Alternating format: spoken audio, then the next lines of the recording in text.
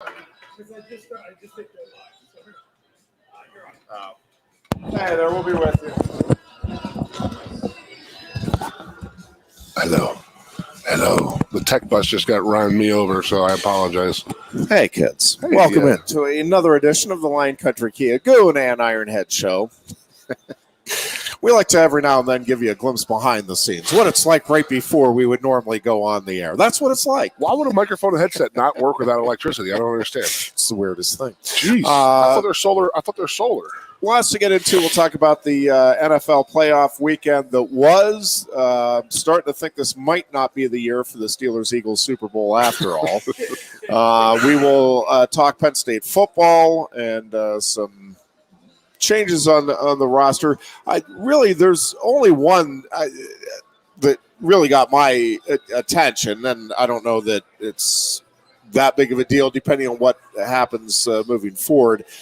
Most of the others, to me, given everything else that's in the equation right now, understandable, and I don't think a big deal from my perspective, my humble perspective. We'll talk some Penn State basketball, we'll talk some Penn State wrestling as the show unfolds here today, and talk, NHL action, Goon. It's been a great few weeks here in the NHL, has it not? I mean, down 3-0. The Penguins haven't really been paying attention. I'm assuming the Flyers are enjoying similar success. Penguins pretty much just not losing at this point, losing once in the last 3 or 4 weeks here. Mm-hmm. Penguins again, red hot across the state. I'm pretty sure the Pirates organization took the Flyers over. They're trusting the process of the Pirates. Yes, that's the way the Flyers are going right now. I gotta get off my chest. I've always been a big Flyers fan. We know this. The problem going on right now is that when Ed Schneider died a few years ago, the power struggle that's going on right now it's corporately owned by Comcast, and there's no, Ed Schneider had a family atmosphere type of, family organization and stuff, or organization, as the Canadian guys would say.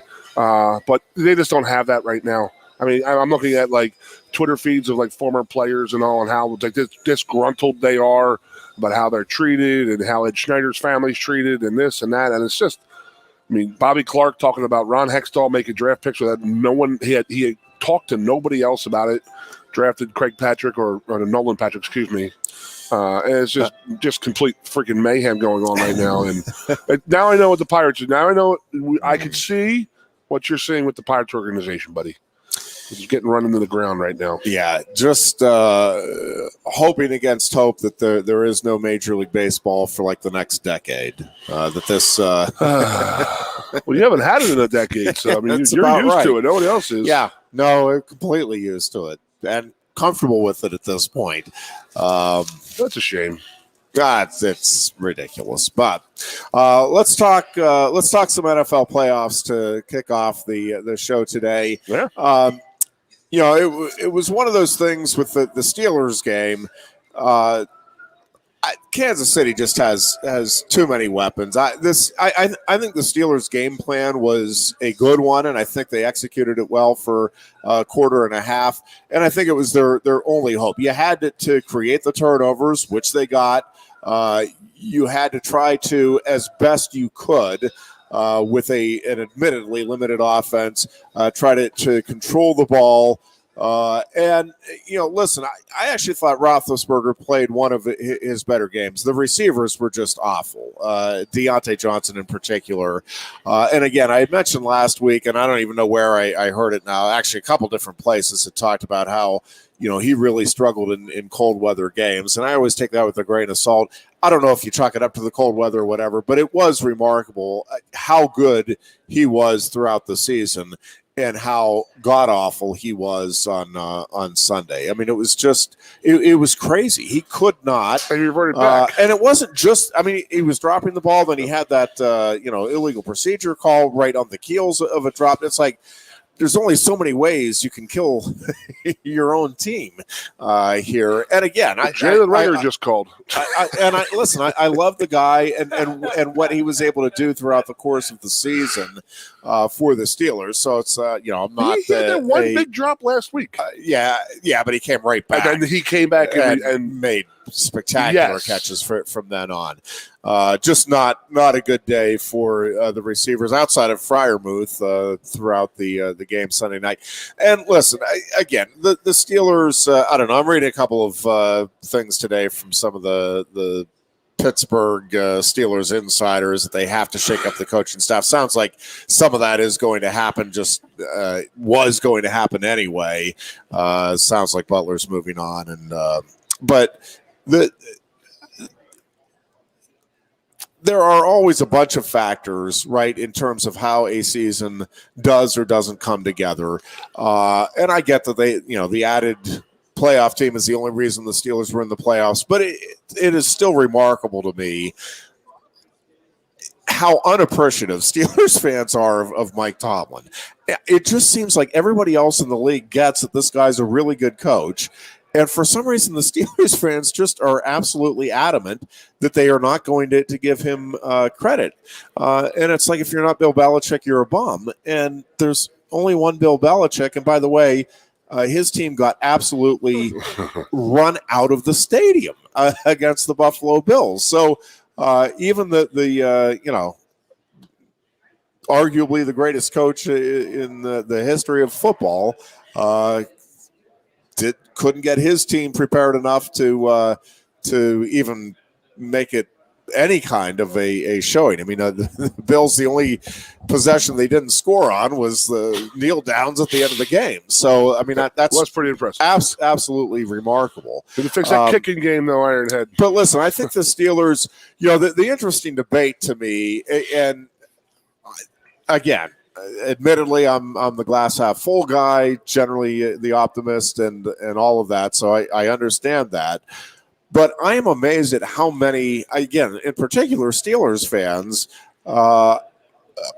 do not believe that this team is anywhere close to contending. Because I do think if you get the right quarterback in there, yes, there needs to be some improvement on the offensive line. No question.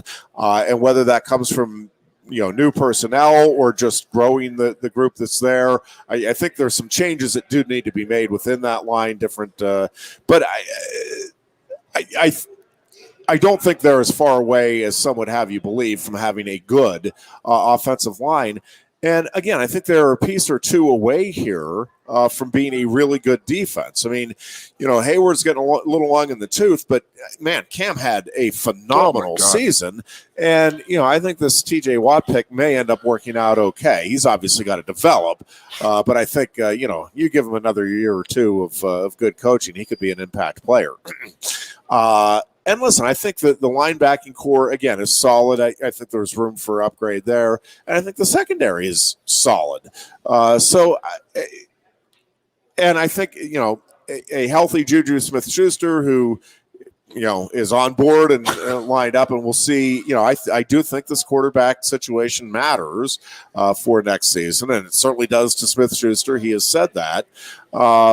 But, you have Pat Freiermuth is a pretty darn good tight end. I think the kicking game is solid. I mean, I think they are a couple of players development away. And, yes, I do think they've got to look at some things schematically, offensively.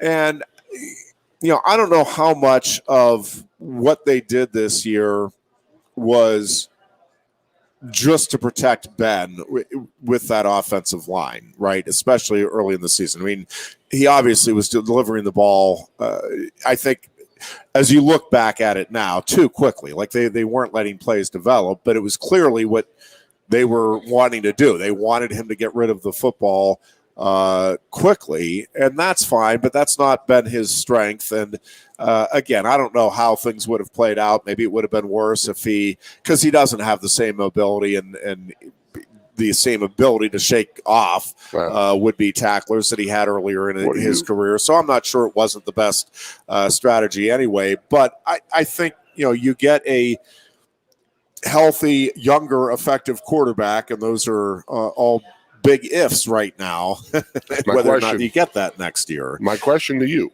Yep. Do you think they go free agent route, Mason Rudolph, or draft? Yeah, I don't think it's going to be Mason Rudolph. I don't think it can be. Yeah, no, because I think, rightfully or wrongfully, and I think it's rightfully, I think inside that organization, from ownership on down, I think they believe they are close. I think, when you listen to the player comments, I think when you listen to Mike Tomlin's press conference today,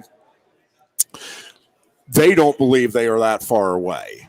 And listen, you have some big-time components here, right? I mean, T.J. Watt, as good as there is right now in the NFL at the defensive end. Cam Hayward is certainly a high upper echelon D tackle. I don't know how much longer he's going to play at that level, but I think he has another season or two for sure in him. And then, again, you have Freiermuth and Najee Harris, which are pretty good pieces to start building the youth movement offensively. And again, I think that receiving core as a whole, I thought McLeod got better as the season went along and became a bigger part of it. I think he's been a good returner. I think, Claypool has to mature a little bit, clearly, but I the athleticism there is remarkable, and I think Deontay Johnson, again, save for the game against Kansas City, was remarkably consistent this year. And I think if you throw a healthy and happy Juju Smith-Schuster in there, again, that's a lot of weapons for a quarterback to be able to choose from. And I think if that offensive line, again, gets a little better, and if they can figure some things out schematically, and again, I think part of that is going to be having a quarterback who can allow you to do some things. I just think Ben, with where he was at physically, that I think that's why they ran the offense they did. And again, you can argue that no end as to whether or not that was the right strategy or not. But I don't think it's the strategy if you had a Derek Carr or obviously an Aaron Rodgers. That's, you're not asking Aaron Rodgers to get rid of the ball within 2 seconds. I got a name for you. I think would work out. I mean, if you go out to the top, it's going to be, they're saying Russell Wilson. Yeah. I mean, that's a guy who's going to walk into a team that is ready to go. Sort of the same situation that Drew Stafford traded himself into last year. But I'll throw a name at you right now. And I think you get him pretty damn cheap, and that might be the way the Steelers may go. Jimmy Garoppolo. Yeah, that's been floated, and yeah. Listen, I mean, there's a guy you get him cheap. They want him gone because they got what Trey Lance. Yeah, and I think you're looking at. I think if you're the Steelers, you are trying to find somebody who is good. You don't need the next Ben Roethlisberger right now. You need somebody who is good. Yep. And can be effective and efficient. Again, I don't think you need a top 5 quarterback if you're the Steelers, but I think you need a top 14 quarterback, the upper half of the league. And I think Garoppolo spend some money on some free agent offensive linemen in the inside. Yeah. I think the left tackle had a hell of a season for you. Yeah, and again, being thrust in there, he did pretty damn good. Yeah, and I think there are some. I thought as the season went along that they figured some things out. I'm still not sure. That interior is where they need it to be to be a Super Bowl contender. Again, I don't think it's a bad line right now, but it's not. It's not a line that I think is going to get you to the Super Bowl as it currently consists. But again, to me, just about everything else is in place. I think you need a couple of upgrades at a couple of positions defensively, and whether that's through free agency or the draft. I think you need more production out of the inside linebacker spot, and I think you need more playmakers in general out of the linebacking core. But I think they have some guys that are on the cusp of being able to do that if they can stay healthy. So, again, I'm not sure that you need to go out and just make wholesale changes. I think you need, again, a little bit of luck and health and development here moving into next season. So, yeah, the quarterback spot obviously is the huge question right now for the Steelers moving forward. And I think depending on how that is answered determines how Steelers fans. You haven't had this problem in how many years? Well, I mean, Ben, really, from the time Ben was drafted, everybody knew he was. I don't think you knew he was going to have a Hall of Fame career, but I mean, if Steelers fans rejoiced, me included, in the pick at the time, and obviously with the impact he had and more a game manager, I get it in that first Super Bowl, but got the job done. And again, made the big tackle in that Colts game, which I think, I really do think that helped endear him to Steelers fans. I mean, I think from that moment on. He had a horrible game that game, but he definitely didn't give up. He did not give up on the play or the team or the game. And I think, and I think showed his competitiveness and his toughness in that play. And again, I think, thank you again, Ben Roethlisberger, for a wonderful career with the Steelers. But I do think, I think that quarterback spot and how it's handled, and you've got to be careful too. And obviously, the Steelers know that if you do think you're close, you can't be, giving away 3 or 4 of your best players to get that. That do that. I mean, right? They're going to do what they've done in the past, and then I'm asking you, in the past, as a Steelers fan, before I don't know, they were searching for the next Bradshaw for a good 10, 15 years. Yeah. And then they finally get him. I think that I'm pretty sure they will historically do what they've historically done. They will do what they've done in history, and I don't know how they've handled that. I mean, they always draft well. Who was before? Was it Touchdown Tommy? I think, yeah. Oh, and then Cordell Stewart. Well, Maddox's injury is why Big Ben came Neil O'Donnell? in. Yeah. I mean, oh, wow. And who was the guy with the mustache? Looked like Tom Selleck, who replaced Mark Malone. Yeah. He replaced Bradshaw, I believe. Yeah. He looked like Tom Selleck. He was Pittsburgh's version of Magnum PI. Was in there. But listen, again, I think you can get a quarterback that you think can get you through the next 2 or 3 seasons as good. And, again, check out the draft. And again, if they are high on Kenny Pickett, again, I think you've got to be careful, obviously, in what you're willing to trade away. But if you believe internally that, yes, Pickett you think could be good enough out of the gate, I think you look at making a move up in the draft and trying then through free agency to get what you need around him to at least, again, get back to the playoffs next year and try to build toward another Super Bowl run here. It's an honest question. Is Kenny Pickett that good or just the best of a really bad class? I mean, I would love to talk to somebody. Maybe we call Ross Tucker and say, hey, do me a favor, grade Kenny Pickett with last year's class. Where would he be in last year's class? Because that's a big thing. And that's just so up the Rooney's alley. Like, that's what they going with a Pitt guy, a.k.a. James Conner. They know him. They've seen him grown and stuff like that. And it's Connor's career fell apart, though, after he left the Steelers, right? He's only racked up touchdowns every other touch. It's like he had 19 touchdowns this year. Yeah, you had said that. Was Pickett a local guy? That I don't know. No. Do you know that, Booch? I think he was an Ohio guy. Okay. Yeah, but I'm saying it is a Rooney thing to do, and that would be to draft a guy like that. And, because they've seen him grow. They use the same facilities. They've watched him for 3 years to see, they can make their reads and stuff like that, and they can know if the guy's a jerk or a punk, or they'll know. Right. But it'd be interesting. I mean, hell, I wouldn't mind Kenny Pickett in the Eagles uniform, to be honest with you. Yeah.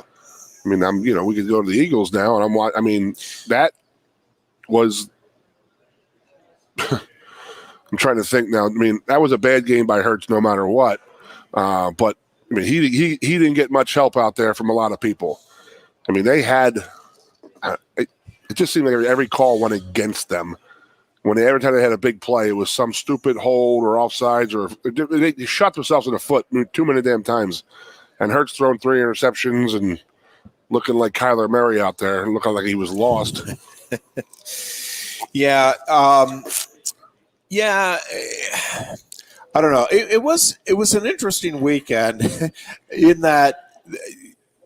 Right, I think all the home teams except for the Cowboys won, right? All the favorites won. So, yeah, except for.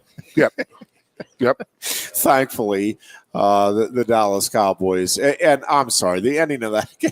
If anybody's mad absurd. about the referee getting in the way there, they're insane. That's crazy to even think. I can't believe they even ran that play. I mean, it really was insane. It was not the right. Even if he gets down like 2 or 3 yards before, does he have enough time to get? It's just too risky, in my opinion. Yeah, if you have a timeout, obviously makes some sense. But without any timeouts, exactly. Yeah, it's just way too risky of a play. Plus, I also think you had enough time to get 3 shots off, right, to the end zone. Whereas by running that play, now you're giving yourself 1, right? Because he's not running that in all the way for a touchdown. So you're taking that off the table. And I get trying to get it closer and all of that. But again, it's the risk reward thing. Instead of taking 3 shots from wherever they were, the 40 or so, I think most coaches, and maybe I'm wrong about this. I think most coaches, if you said, listen, scenario is you need to get a touchdown at the end of the game. We'll give you either 3 shots from the 40, but all 3 have to come from the 40. And I get that isn't even necessarily the case, but just let's say that is. Or you get 1 shot from the 20. I think most coaches are saying with NFL quarterbacks who can get the ball to the end zone, yeah, give me 3 shots, right? I don't know. And you can go underneath and get out of bounds. I mean, you still have other scenarios. They could have got 15 yards and got out of bounds. But I just had 2 shots in from the 30. Right, but you want to give the opportunity to have a shot to get to the end zone again as many times as you can. Yeah. And I don't know. It just was. And my feeling the whole weekend was we went into those games. I went into those games saying, man, these are some freaking awesome matchups. I love the games that are going on. There could be this upset, that upset. And, I love the new scenario of the new team in there. The only one team gets a bye. It was great. Week 18 and in the season was great to watch and to get everything set up. And then wild card weekend historically has always been blowouts, and it just completely – it stayed the exact same other than the reason they had 2 more games. So, yeah. And, it's the NFL marketing, and they do a very good job of it. And I don't care. And people are like complaining, oh, it's just a money grab. I don't care. Take my money then. It was a fun weekend to watch football. Yeah. Absolutely. Sunday afternoon, watching the snow come down and watching some football, and then getting up the next day and watching some more football last night. I mean, I liked it. I liked it a lot. I really did. And again, I mean, historically, the week after, the teams that go and the 49ers are going in. So history says they're going to go into Green Bay, get the absolute crap kicked out of them because Green Bay's rested and this and that. I just don't see that. I like to think that they're going to be a better game. And if that physicality that the 49ers showed against the Cowboys shows up in Green Bay this week, that's a pretty damn good team. I mean, they were hitting everything that was moving on that field in that first half. Everything. And then they were just physically violent out there, running the ball, throwing the ball, blocking, everything. It was I like this Niners team, man. Yeah, I don't know. We'll see. I think Green Bay right now is going to be an awfully tough. I was telling somebody that they don't realize the importance of how important that bye is. I mean, we're talking like last night, somebody was like, oh my God, Cam Akers looks like a different speed right now. Cam Akers is coming off a torn Achilles. I get it, but he has not been beat up. Yeah. These guys have been playing 17 straight weeks. They're beat to crap right now, so they're a little bit slower. And he comes out there, and he's Johnny Fresh Legs, and he's running around like, Green Bay is going to do that next week, and Tennessee will be doing that. I'm interested to see how Henry does in Tennessee. Yeah. Are they going to feed him the ball 35 times or try to work him back slowly? I don't know. It's a pretty cool something to look forward to. I love the matchups. I wish it was a little colder. I was telling Boots before the game. There's a thing before the show. There's a thing that came out of the ESPN or one of those fantasy things that sent out. It's like, oh, it's going to be cold in Green Bay this weekend, but not that cold. So I open up the article, and I'm waiting to see 32 and this and that. It says 10. That's cold there. That's not that cold. It's cold, but it's not that cold. It's 10. If we got 10 degrees here, we had last week, people were crying their eyes out, man. Yeah. Holy crap, what a different world. And then Kansas City, I love the environments that they're playing in right now. I want the Bucs to lose. I want Tennessee to win, and Kansas City. I want to give them back a Buffalo. I want to see that looked cold, man.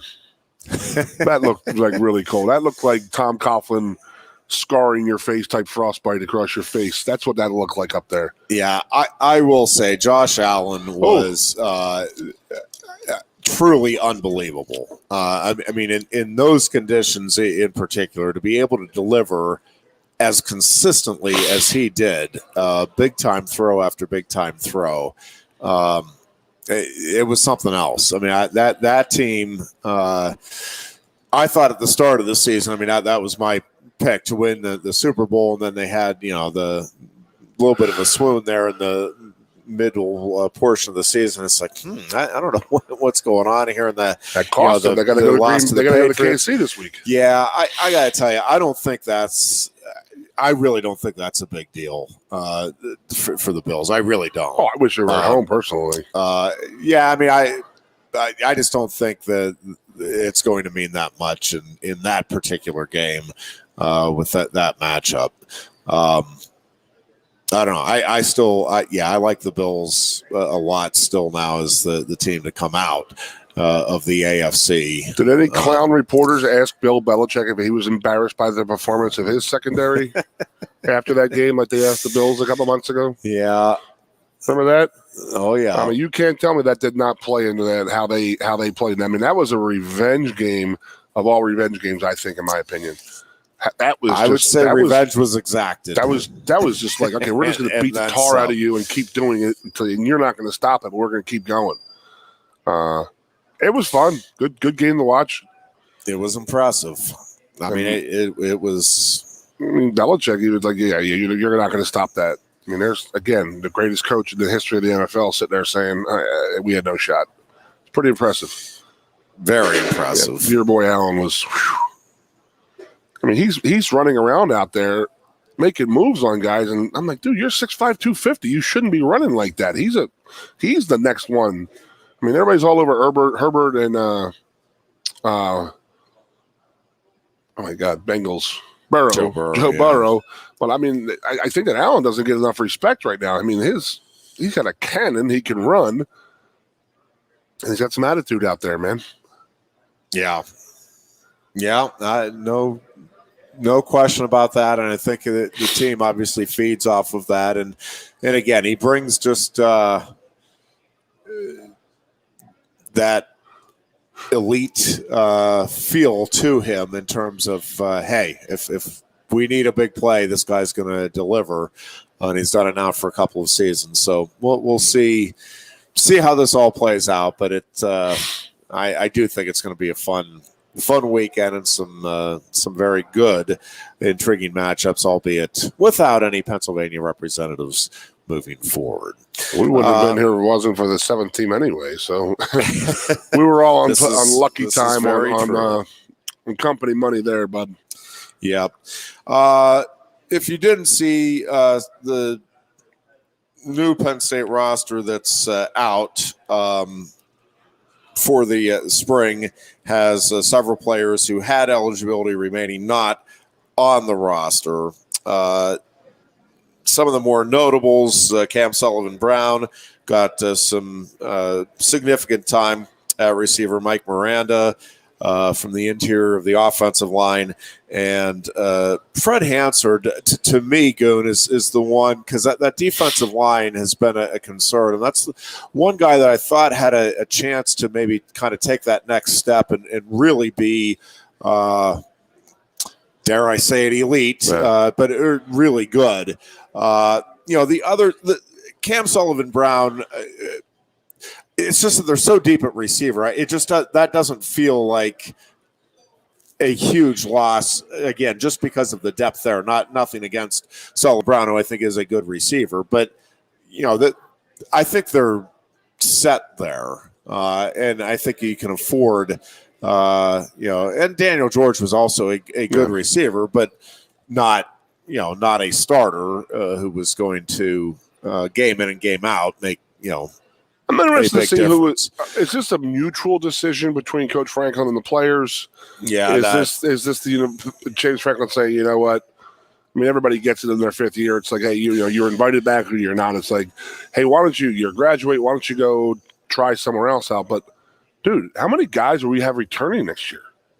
I mean, we have like 20 guys out right now. That's not including the seniors that we lost. Yeah. Do you have that feeling, or is it me?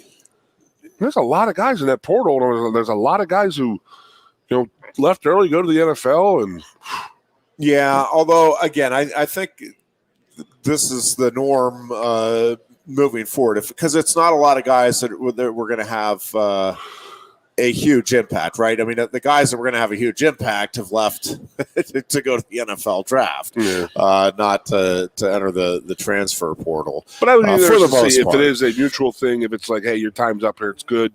But I go back to what we've been saying for 4 years, the transfer portal. It really just sucks that every year James has to re-recruit his players. It's just weird to me. Well, it's interesting because it's not just. Yes, it's re-recruiting some, but it's also maybe suggesting. Yeah. There's no doubt to others that perhaps there's even a better opportunity somewhere else. I guess that's if you get off of our campus. I guess that's my question. And listen, it's not just football. I'm just telling you when you look at all of these sports now, right? It's. You get somebody on campus, and it used to be, right? I mean, and Joe Paterno led the way on this on the Penn State campus, but everybody followed suit, where if a kid came in and wasn't what you were hoping or thinking he was going to be athletically, if he, busted his tail in practice and went to classes, like it was never even a consideration. I mean, the scholarship was his or hers, and you honored that. And Penn State will still honor it, but as far as I know, but I think now much more frequently, right? If you get somebody on campus and it's like, oh man, you're not quite the golfer we thought you were. You're not quite the gymnast we thought you were, right? Because it is about winning. I'm interested to see how it's done. That's my question. At this level. And so, yes, you're going to have some kids that are, and it's a double-edged sword depending on where your program is, right? If you're a program that's trying to, take the next step up, and you've been, let's take the basketball program where you're, trying to get somewhere. Well, now, if you get the hotshot recruit in, right, and he has great numbers, does he stay here, or does he say, now after showing how good I can be, now there's my opportunity to go to a Kentucky or a Duke or Kansas or whatever it may be? Or and then, again, the other side of it is, if we want to upgrade. So it's a different world. I don't know that it necessarily is better or worse from the fans' perspective in terms of what you're seeing. Again, everybody's trying to win, and you're trying to figure out the best way to put out the best team that you can. And I know there's it is feeling more and more like the business that the NFL is, right? I mean, in the NFL, it is all about, hey, can you help us win? Yep. And if you can't, you're gone. And I think we're heading more and more down that path at the collegiate level. And again, to me, that's not necessarily what college athletics should be about. But it is a reality, right? I mean, that is, and it has been for a long while. I mean, college coaches, right, have been fired for not winning enough much more often than because they weren't providing the proper academic services for their kids. I mean, that's just not what is the driving force. And again, you can argue one way or the other whether that should be, but the reality is, and again, even more so now with the parameters that are in place. And so, and again, it's not just the football and men's basketball. I mean, it is across the board. These sports are trying to figure out, okay, what is the best way for us to put out a winning product. You said it right about the whole, when Joe was here, I mean, it's like, I almost took it like Joe and all coaches, when it came to having a bust, you accepted it. You weren't going to bat 100% when it came to recruiting. But you sure as hell had to suck it up for 4 years because that guy was going to be here for at least 4.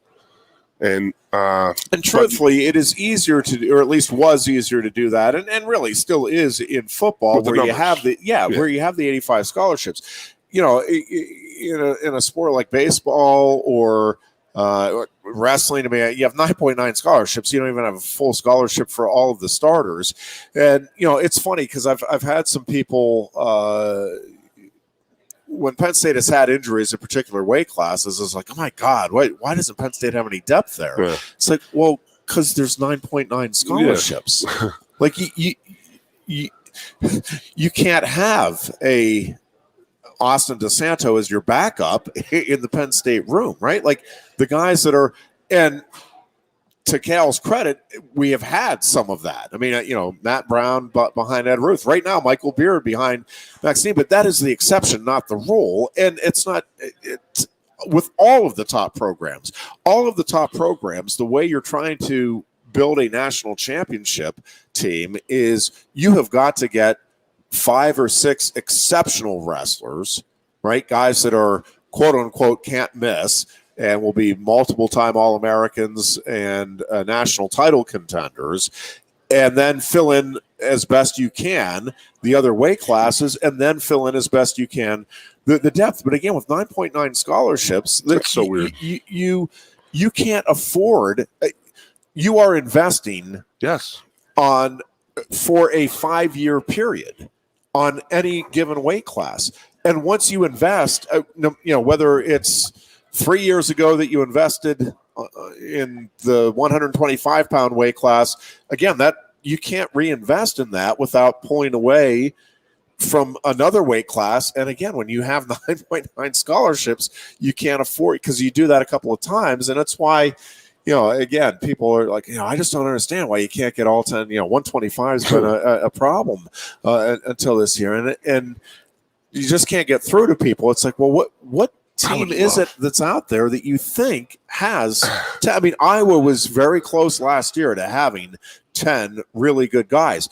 They didn't have the depth that you're talking about here on that roster last year. And, listen, this year they have a couple of, an injury, and I don't know what the situation is. I don't know how much accuracy is on the message boards right now with DeSantis, but the fact is you have 2 starters, and Iowa does have 2 outstanding freshmen at those 2 weight classes for sure.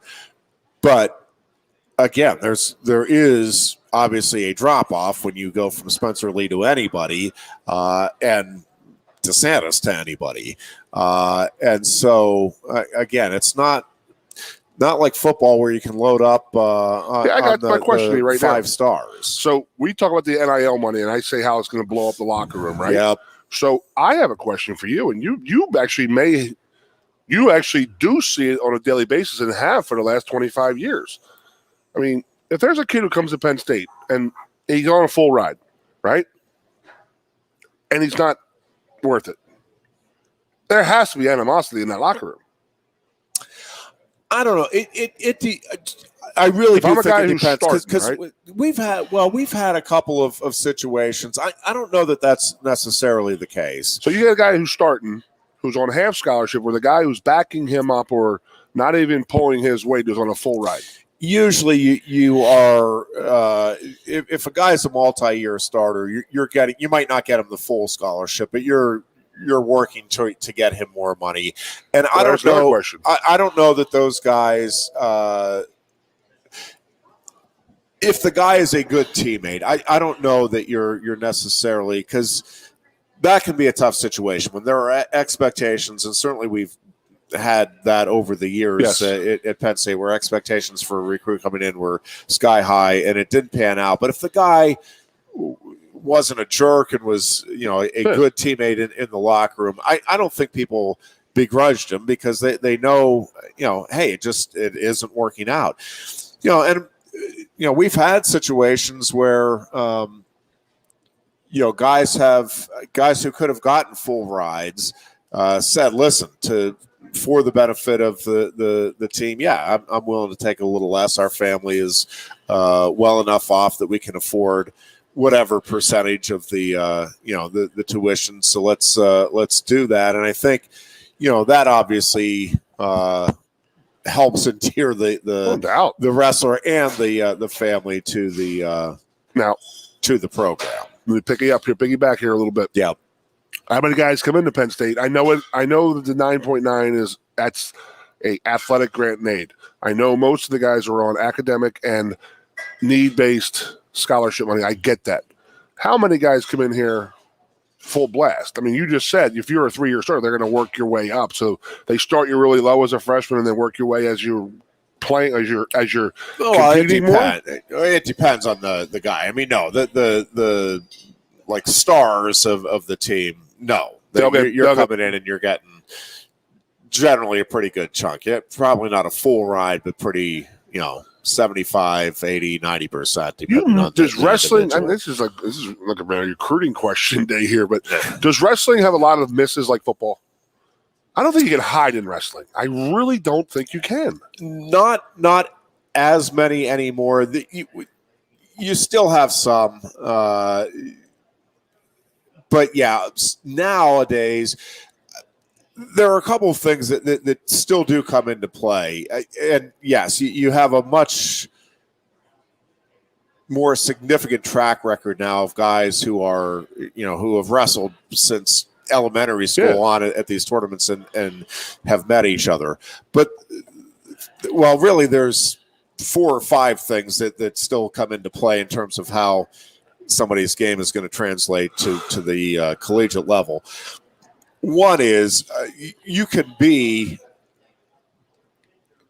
at the high school level kind of like an offensive lineman. You're just so much stronger than somebody that you can overwhelm them size-wise. And the technique might not be great, and you get to this level, and you're not going to bully guys that have been in college wrestling for 3 or 4 years, and you get caught. Now, most coaches will be able to look at that and say, well, listen, this guy isn't, shooting the way you need a guy to shoot it at this level. But the other thing that can happen, though, is you can have a guy who is terrific at technique and does not have the strength to compete at this level. Okay.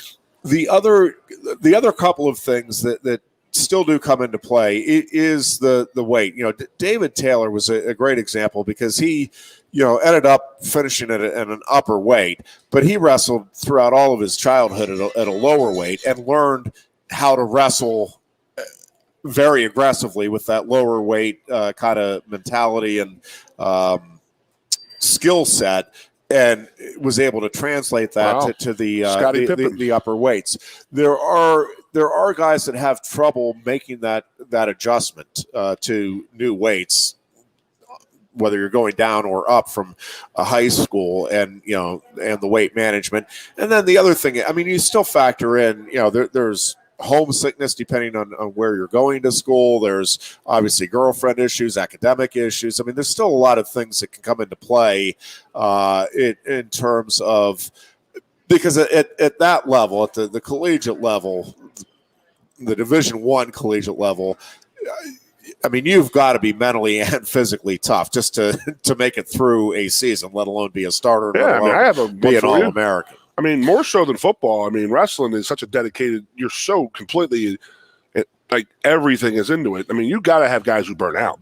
Well, and there are football guys who are like, go to the NFL and they're like, I'm done. I can't do this anymore. But I mean, it's so strenuous in the wrestling world. For sure. And I think in all of those Olympic sports, you have individuals who are terrifically talented, but are doing it because their parents said that was the way to college, or their parents are trying to live vicariously, right? And that is always a danger. And that does show up more often than not once you get to the collegiate level. Absolutely. You have kids that, again, are tremendously talented, and the talent is there for sure, but their heart isn't in it because it never really was. It was something that they were doing because they were told or driven so that burnout factor, especially in a sport like wrestling, where again, some of these guys are wrestling year round from the time they're like 5 or 6 years old. I wrestled one day in my life and I got burned out.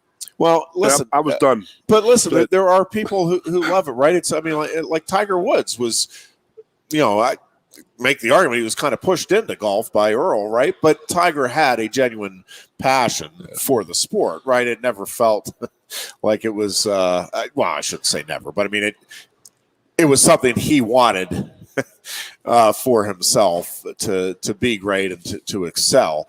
And again, David Taylor is one of those guys. I mean, he at an early age, and I've talked with his dad about this many times. It was not something that his parents pushed him into, but once he, showed that he had a proclivity for it and an enjoyment of it, they wanted to give him every opportunity and did so. But there is that fine line. There is such a thing as prodding your kid, and listen, I'm not going to tell you that David, from the time he was 7 every morning, wanted to get up and go to all of the practices and everything. But he did. I mean, he genuinely loved the sport and loved the competitive element to it, and had no problem with the year-round component to it.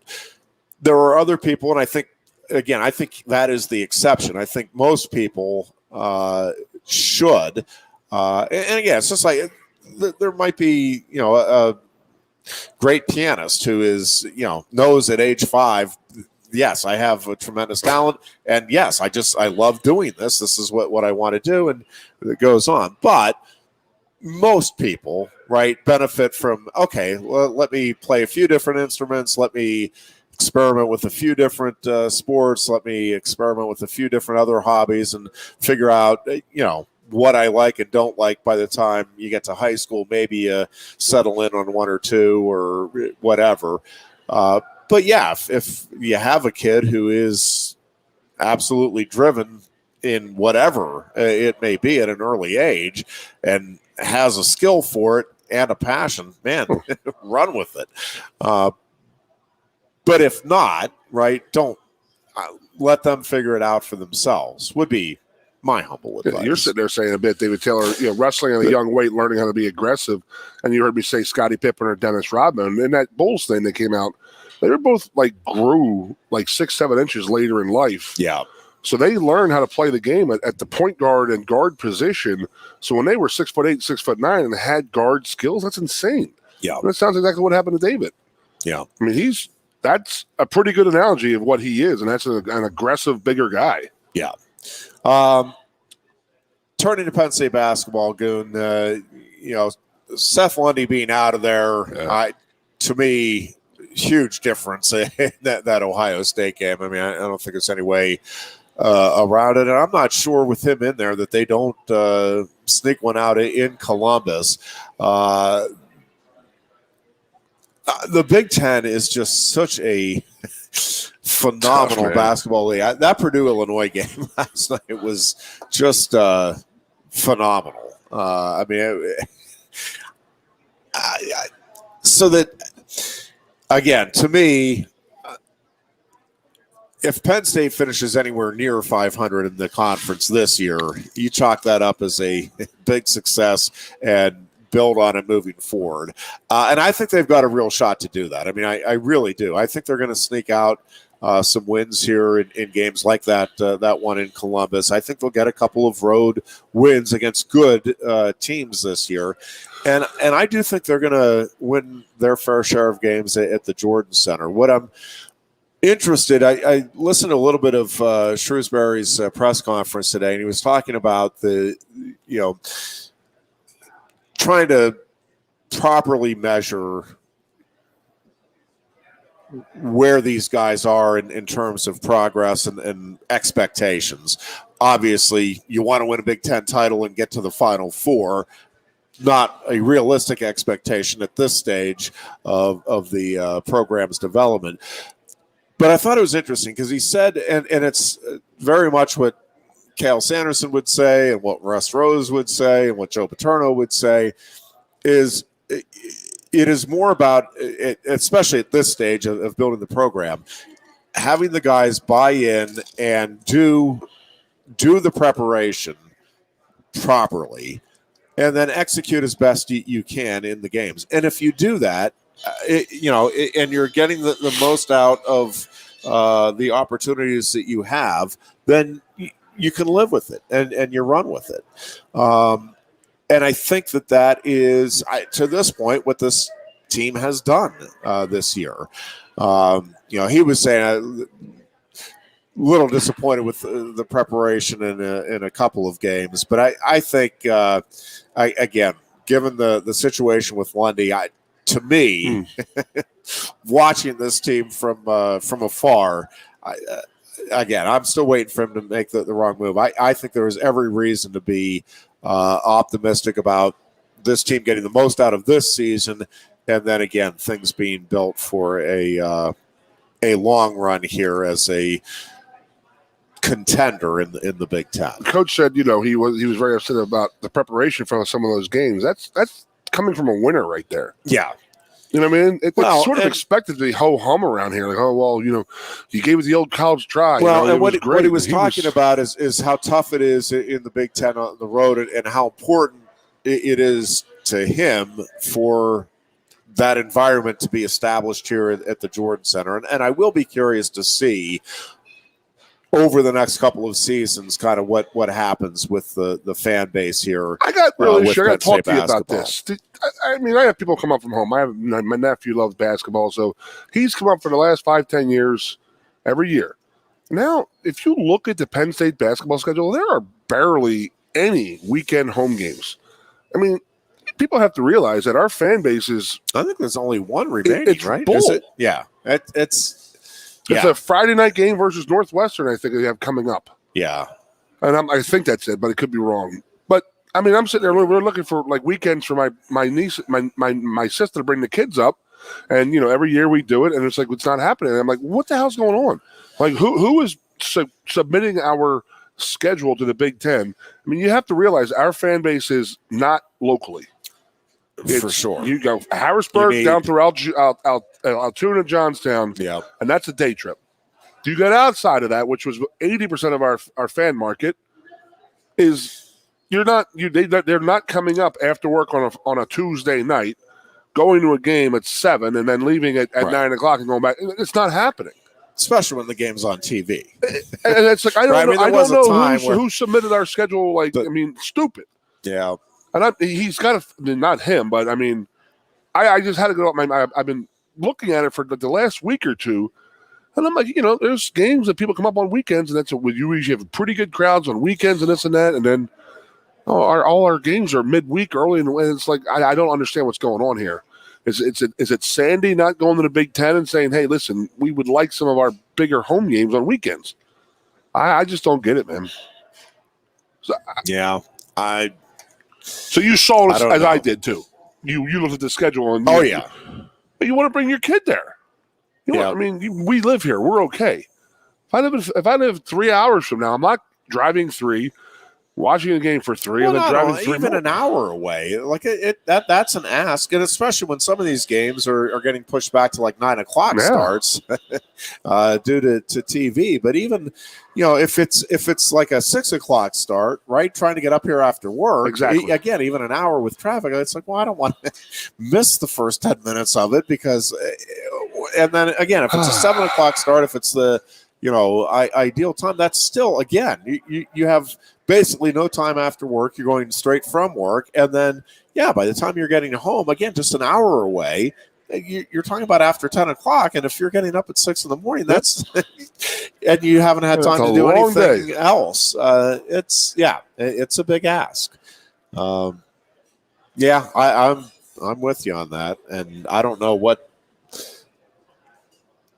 all factors into that and how much they. Yeah, I don't know how the scheduling's done. If we submit account. A schedule and say, hey, we want these games this weekend, or this is not a good weekend, this is thon, we have to be away. You have to do that. I get it. Yeah. But, I mean, to have 1 or 2 home games in the Big Ten schedule on a weekend is complete crap. Yeah, no argument whatsoever here. Yeah, take that. It grinds my gears. Yeah. Unbelievable. Yep. I will not be here Thursday. Just a programming note. I will be with the wrestling team on a bus as we head to Ann Arbor for what should be a terrific dual meet. Had a chance to watch that Ohio State-Michigan dual meet on Friday night, and I knew Michigan was good. But I have to tell you, I think I'm not sure right now that and again, we'll see what happens here with DeSantis, but it sure seems like both Spencer Lee and Austin DeSantis are out for the rest of the season here. Well, Lee definitely is for Iowa. If that's the case, and he's coming back, I think Michigan is the biggest threat right now to Penn State's attempt to win a national title this year. Is Spencer coming back next year? That Michigan team, he'll be back next year. But that Michigan team is absolutely loaded, top to bottom, and I'm telling you, I was going through the lineup. The number of I think pretty legitimately toss up bouts in that meet where you're going to have a guy that's ranked a spot or 2 higher than the other. Either way, there's 5 or 6 bouts there that I really think could go either way in that dual meet on Friday night. So I think it'll be a fun one. And speaking of the Big Ten not doing Penn State any favors, it is amazing that Penn State has a tough matchup with Rutgers, and you go on the road for Michigan. Then you stay on the road with Michigan State, and then that next Friday night you're at Iowa. I mean, that's a pretty tall ask of any team to face. And we're going to Iowa for the second straight. I don't know how second straight time, not second straight season, but there are some things that do make you scratch your head if you're a Penn State fan, and I'm not big on the whole Bo Nickel in the pregame thing speech to the wrestlers.